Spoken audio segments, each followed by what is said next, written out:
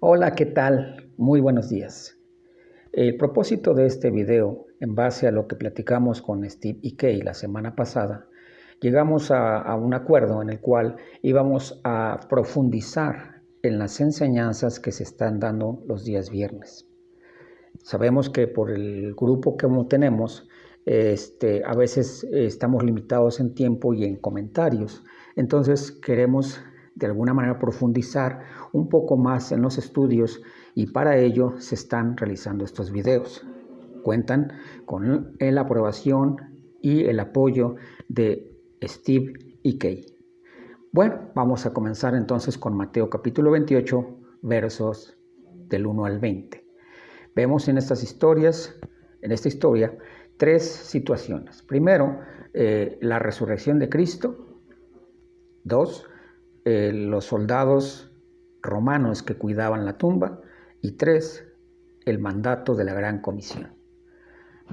Vimos ya la historia, Steve nos contó así desglosadamente la historia de esos tres acontecimientos, pero vamos a leerlos y vamos a meditar en ellos.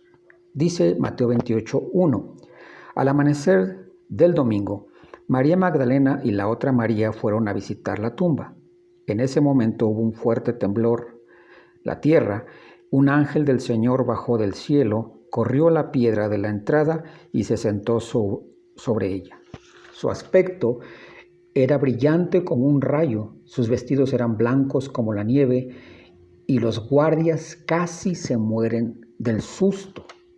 El ángel habló y les dijo a las mujeres: no tengan miedo, yo sé que están buscando a Jesús, el que fue crucificado, pero no está aquí porque ha resucitado, como él dijo. Vengan y vean el lugar donde estaba.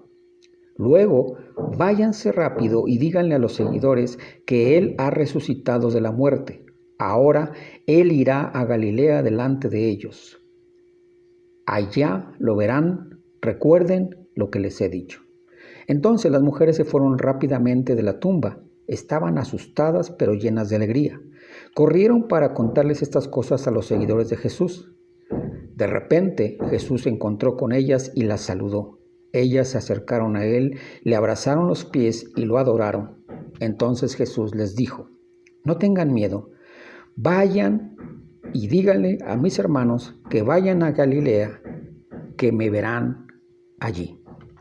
Bien, vemos entonces aquí la resurrección de Jesús. Bueno, ya había resucitado. Ellas fueron en la mañana del día domingo, del día prácticamente un día después del día de reposo. En la mañana fueron a visitar el cuerpo de Jesús para terminar de limpiarlo, de envolverlo, ya que pues por la situación de la muerte del día viernes, prácticamente no habían preparado el cuerpo. Así que bueno, a eso iban. Sin embargo, resulta que ya no estaba ahí y lo que encuentran es un ángel. Y bueno, ¿por qué sabían que era un ángel? Dice que su ropa era blanca como la nieve y brillaba como un rayo. Imagínate el impacto que era ver eso en ese momento. Y no solamente eso, la roca se movió, tembló la tierra. Y no solo eso.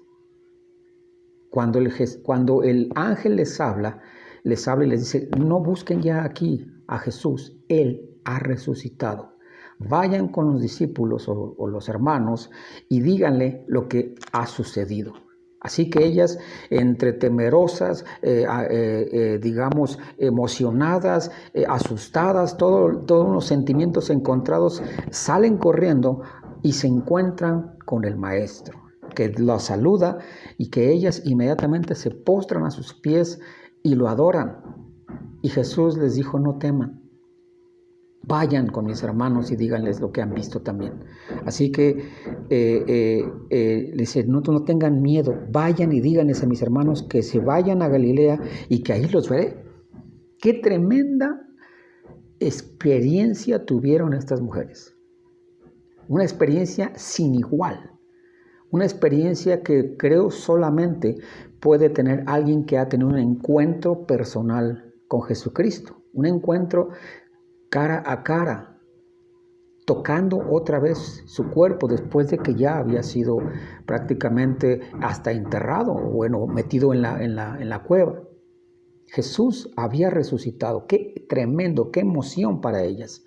Los sentimientos encontrados que existían entre el temor de lo que vieron, un ángel, el terremoto, la piedra movida, la tumba vacía, y el escuchar la voz del ángel que les decía: no teman, no busquen aquí, Él ya resucitó. Qué impacto para el corazón y para los sentimientos, para la emoción de una persona. Es algo que, una descripción quizás inigualable, el poderse encontrar de esta manera, y no solamente encontrarse directamente con Jesucristo. ¿Qué pasaría hoy si Jesucristo se manifestara de esta manera, cara a cara con nosotros? Hemos sabido de historias de que gente que ha dicho que ha visto a Jesús. Yo les puedo decir que tuve una experiencia personal con Dios de una manera casi de ese tipo. No voy a decirlo casi de ese, yo estoy diciendo casi de ese tipo. Es tremendo, te impacta tu vida, te transforma. Por eso suceden muchos cambios, muchas transformaciones cuando uno tiene un encuentro con Dios. Ahora, no siempre será físicamente un encuentro como lo tuvieron ellas. Hoy estamos hablando de tener un encuentro con Cristo. Quizá no tengamos esa experiencia de mirarlo a Él físicamente, pero siempre un encuentro con Jesús te transforma el corazón, te transforma la vida, te impacta de tal manera que no vuelves a ser el mismo. Esos son los encuentros reales con Jesucristo. Bien, pasamos a la segunda parte. El informe a los líderes judíos. Dice: las mujeres se fueron a contar lo sucedido. Al mismo tiempo, algunos de los soldados que vigilaban la tumba vinieron a la ciudad y les contaron a los jefes de los sacerdotes todo lo que había pasado. Entonces los jefes de los sacerdotes se reunieron con los ancianos líderes e hicieron un plan. Les dieron bastante dinero a los soldados y les dijeron: díganle a la gente que los seguidores de Jesús vinieron durante la noche y robaron su cuerpo mientras ustedes dormían. Y si esto lo escucha el gobernador, nosotros lo convenceremos. Ustedes no tendrán ningún problema. Los soldados recibieron el dinero e hicieron como les mandaron. Vemos aquí a los soldados, no dice cuántos, eran varios, supongo yo que eran varios, y que al momento en que descubren que está abierta la tumba, que ya no estaba el cuerpo de Jesús en ese lugar, salen despavoridos y sobre todo porque dice que ellos estaban tan asustados de ver cómo el terremoto estaba sacudiendo y se movía la piedra, que dice que cayeron casi, que estaban como muertos. Dice: hubo un fuerte temblor en la tierra y un ángel del Señor bajó del cielo, corrió la piedra que estaba en la entrada y su aspecto era como de un rayo. Y dice: los guardias casi mueren del susto. Casi mueren, no se desmayaron. O sea, fue como un shock tan fuerte de ver todo eso que estaba pasando, ¿no? El terremoto, la piedra moviéndose, el ángel presente. O sea, eso fue algo que de alguna manera es una experiencia terrible. A diferencia de las mujeres, la experiencia de los soldados fue totalmente diferente, porque los soldados vieron prácticamente cómo se movía la tierra y cómo se movía la piedra, y que no había nadie que la pudiera mover. Era una piedra tan pesada que tuvieron que ponerla entre varios soldados, y entre varios soldados tendrían que haberla quitado, o entre muchos hombres. Sin embargo, la piedra se movía sola. Dice que estos soldados cayeron casi como muertos. ¿Cuánto tiempo estuvieron así? No se sabe. Así que levantándose, no van con los capitanes del grupo o los jefes de su grupo, que habían sido los que los habían encomendado a esa posición, sino que van con los sacerdotes. ¿Por qué fueron con los sacerdotes y no con los capitanes o con los jefes? Porque si ellos se hubiesen presentado inmediatamente con los jefes, en ese momento los matan a espada. Los hubieran matado, les hubieran cortado la cabeza, hubiera sido una muerte terrible para ellos. Así que dicen, nosotros vamos con los sacerdotes porque ellos pueden protegernos de esta situación. Así que van con los sacerdotes llaman a todos los jefes, se reúnen a los ancianos, los líderes, y dice, vamos a hacer un plan. Este plan consiste en decir que Jesús fue sacado por sus discípulos en la noche mientras los soldados dormían. Qué desprestigio para los soldados también. O sea, definitivamente por todos lados perdieron, porque yo creo que la fama de ellos, de buenos soldados, la perdieron. Quizás nunca más les volvieron a encomendar algo diferente o algo importante como era esto. Esto era importante, porque los sacerdotes y los escribas, los fariseos, todos sabían que Jesús había dicho que resucitaría al tercer día. Así que dijeron, Él dijo eso, así que tenemos que evitar que suceda. Pongan soldados para que protejan la tumba. Por eso es que los soldados recurrieron a los sacerdotes, a los líderes religiosos de Israel o de los judíos, para que ellos los protegieran, porque de hecho ellos habían solicitado que Roma protegiera la tumba. Así que por todos lados salieron desprestigiados, sea que hubieran robado el cuerpo, sea que Jesús hubiera resucitado, en ese aspecto, ambas situaciones los dejaban prácticamente en la lona, fracasados, derrotados y humillados. Así quedaron estos soldados, a pesar de que ellos dijeron, es que nos quedamos dormidos y vinieron los discípulos de Jesús y se llevaron el cuerpo. Ante sus jefes, ante el pueblo, quedaron en ridículo. Así que bueno, pues se salvaron su vida y tenían dinero, pero eso no les quitaba el desprestigio total y la fama de fracasados y derrotados y de todo lo que usted quiere ponerle en ese momento. Así que bueno, pasamos a la tercera etapa. Esta, dice, está en el verso 16. Los 11 seguidores, es decir, los discípulos, fueron a Galilea, a la montaña donde Jesús les había dicho. Cuando lo vieron, lo adoraron, aunque algunos de ellos dudaban. Entonces Jesús se acercó y les dijo, Dios me ha dado toda autoridad en el cielo y en la tierra. Así que hagan seguidores en todas las naciones, bautícenlos en el nombre del Padre, del Hijo y del Espíritu Santo, y enséñenles a obedecer todo lo que yo les he mandado. Tengan presente que yo estaré con ustedes todos los días hasta el fin del mundo. Qué tremenda esta orden, esta instrucción de parte del mismo Jesús para los discípulos. En ese momento les dijo, toda potestad, toda autoridad me ha sido dada en la tierra y en el cielo. Así que los hagan seguidores, hagan discípulos, enséñenles todo lo que yo les enseñé a ustedes, ahora ustedes háganlo saber a ellos.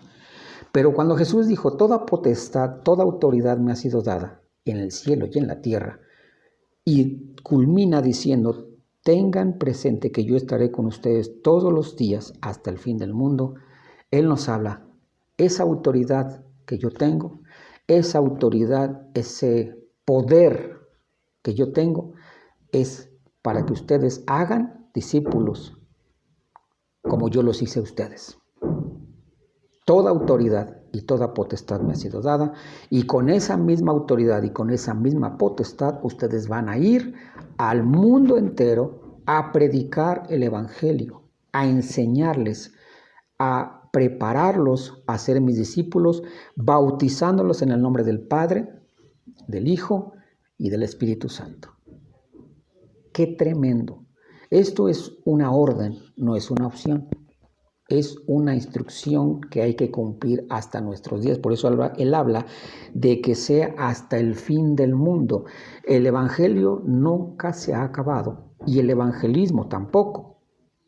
La palabra de Dios dice que nunca pasará, por lo tanto es eterna y sigue vigente hoy en día, hace años y seguirá vigente dentro de los próximos años.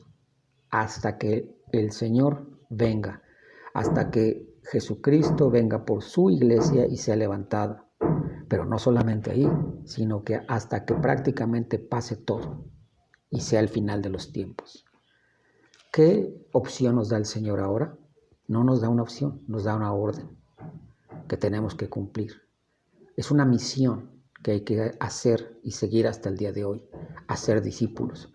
Por tanto, nos conmina a que nosotros nos preparemos, primero, creyendo, segundo, teniendo la autoridad que Jesús nos ha delegado para enfrentar las circunstancias y enfrentar el mundo espiritual en el que nos movemos.